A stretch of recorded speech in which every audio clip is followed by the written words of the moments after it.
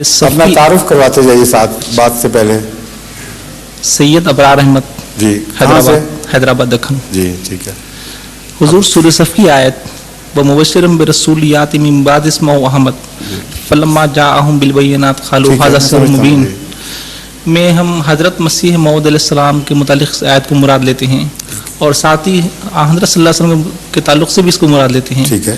ہر دو کے تعلق سے کس طرح یہ مراد لی جا سکتی ہے اس کی وجہ اس لیے کہ حضرت مسیح موعود علیہ السلام کو جو احمد کا لقب ملا ہے وہ ذاتی نہیں ہے بلکہ ذاتی نام آپ کا غلام احمد ہے جو اتفاقی حادثے کے طور پر نہیں ہوا بلکہ اس میں آپ کا حضور اکرم صلی اللہ علیہ وسلم سے تعلق بیان ہوا ہے.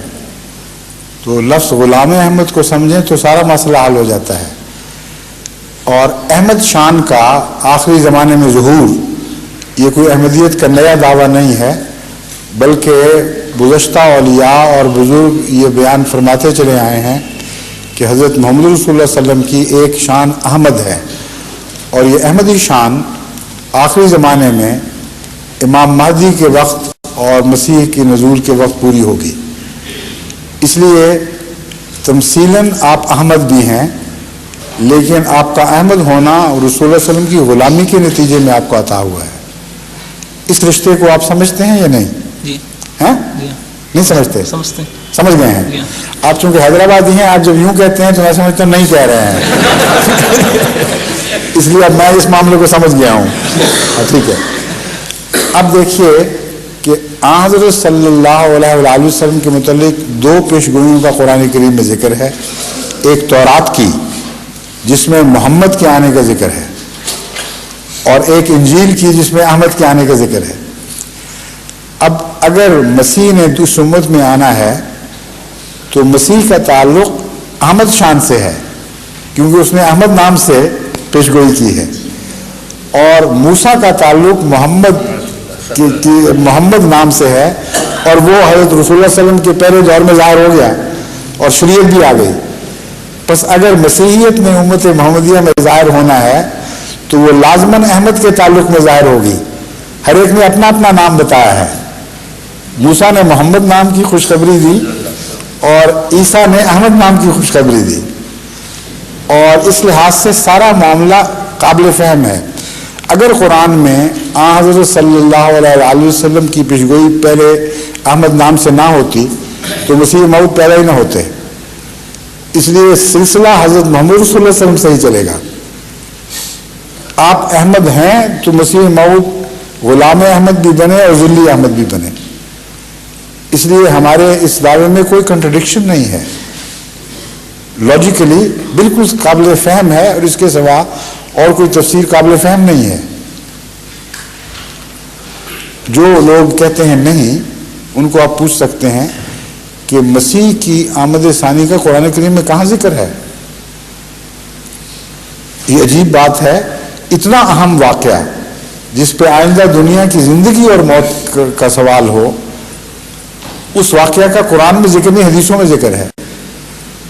اگر اس احمد کی وہ تشریح مسیح کی آمد ثانی کے ساتھ ملائیں نہیں تو ان کو کوئی جگہ نظر نہیں آئے گی سوائے اس آیت کے جو وہ کہتے ہیں کہ حضرت مسیح قیامت کے ساتھ کے لیے مسل ہوں گے انہ علم للساعہ اور اس سے وہ توڑ کھینچنا تانی کر کے مسیح کی آمد ثانی کا ذکر نکالتے ہیں. لیکن ساتھ ہی یہ ماننا پڑتا ہے کہ ان کے آنے کا اسلام کو کوئی فائدہ نہیں ہوگا. وہ آئیں گے اور قیامت آ جائے گی اور دنیا کی صف لپیٹی جائے گی. تو وہ معنی قابل قبول ہی نہیں رہتا کیونکہ وہ معنی قبول کرتے ہی یہ اعتراض اٹھ جائے گا کہ رسول اللہ صلی اللہ علیہ وسلم تو فرماتے ہیں کہ قیامت اشرار پر آئے گی اور مسیح کے آنے کے 40 سال کے اندر اگر قیامت آ گئی تو نتیجہ یہ نکلے گا کہ جو رہس و شریف لوگ تھے ان کو بھی مسیح اشرار بنا کے واپس جائے گا اور قیامت آ جائے گی یعنی سب اشرار کی صف لپیٹی جائے گی. اس لیے وہ دلیل بنتی نہیں. یہی وہ مقام ہے جہاں مسیحیت کا محمدیت سے اتصال ہے احمد کی معرفت. اور اسی لیے جماعت احمدیہ میں احمد لفظ کو حضرت مسیح موعود علیہ السلام کی پیشگوئی کے طور پر تسلیم کیا جاتا ہے لیکن براہ راست نہیں. حضرت صلی اللہ علیہ وسلم کی آمد ثابت ہوئے بغیر حضرت مسیح موعود کا وجود ہی نہیں بنتا. بس وہ لوگ جو غلوف سے کام لیتے ہیں اور یہ بحث کرتے ہیں غیر احمدیوں سے کہ یہاں مسیح موعود مراد ہیں، رسول اللہ صلی اللہ علیہ وسلم مراد نہیں، وہ درست وہ حضرت مسیح السلام کا منشا نہیں سمجھے. یہاں وہ احمد شان رسول اللہ صلی اللہ علیہ وسلم کی مراد ہے جس نے آخری زمانے میں ظاہر ہونا تھا، اور اسی احمد شان کو یہ کہا جائے گا کہ تم مسلمان نہیں ہو.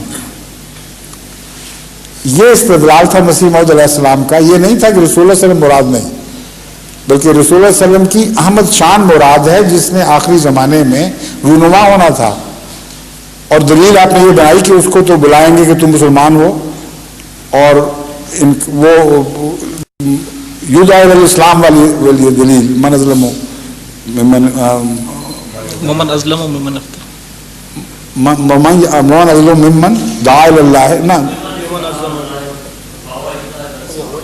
وہ یدعی الاسلام تو یاد ہے درمیان کا وہ من ازلم ممن یدعی الی الاسلام ہاں من افترا یہ ٹھیک ہے اللہ کذبن وهو یدعی الی الاسلام. افتراء علی اللہ کذبن والا حصہ میرے ذہن سے اتر گیا اس لیے پوچھ رہا تھا. ومن اظلم ممن افترا علی اللہ کذبا وهو یدعی الی الاسلام. اس ٹکڑے سے حضرت مسیح موعود علیہ السلام نے استنباط فرمایا کہ وہ احمد جس کو آخر پر آئے گا اس کو اسلام کی طرف بلایا جائے گا، اور اگر وہ جھوٹا ہو تو ضرور ہلاک ہوگا.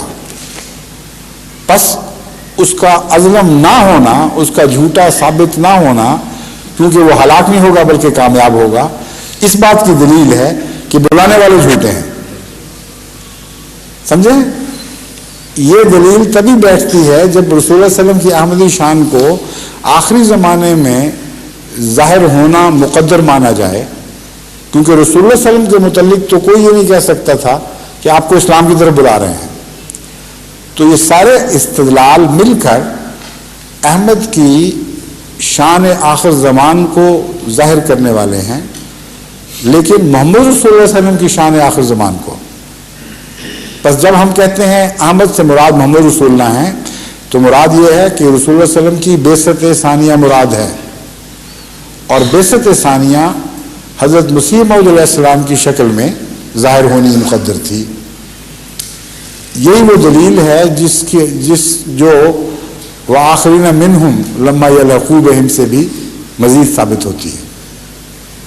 رسول اللہ صلی اللہ علیہ وسلم کی بعثت ثانیہ کا ذکر فرمایا ہے کہ آخرین میں بھی آپ ہی مبعوث ہوں گے.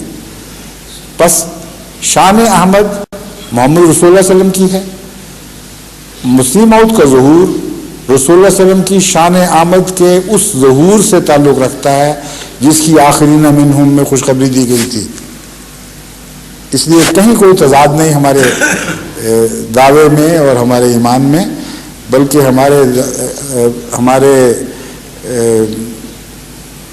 حضرت مسیح علیہ السلام کے متعلق تصور کو قرآن کریم کی آیات کلیتاً مضبوطی سے سہارا دیتی ہیں اور ثابت کرتی ہیں.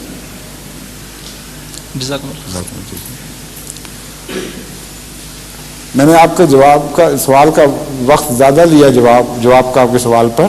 اس کی وجہ یہ ہے کہ یہ مسئلہ ایسا ہے جس کو خوب اچھی طرح سمجھنا چاہیے، ورنہ بعض احمدی نوجوان بھی ٹھوکر تو نہیں کھاتے مگر کنفیوز ہو جاتے ہیں. کہیں احمدیہ لٹریچر میں یہ پڑھتے ہیں کہ مراد مسیح موعود ہیں، کہیں یہ پڑھتے ہیں کہ مراد رسول اللہ صلی اللہ علیہ وسلم ہیں. تو ان دونوں کے درمیان جو فاصلہ ہے، ان دو دعووں کے درمیان، اس کو کس طرح حل کرنا ہے یہ میں سمجھانے کی کوشش کر رہا تھا. آپ سمجھ چکے ہیں؟ آپ جزاک اللہ. بیٹھے جی فرمائیے.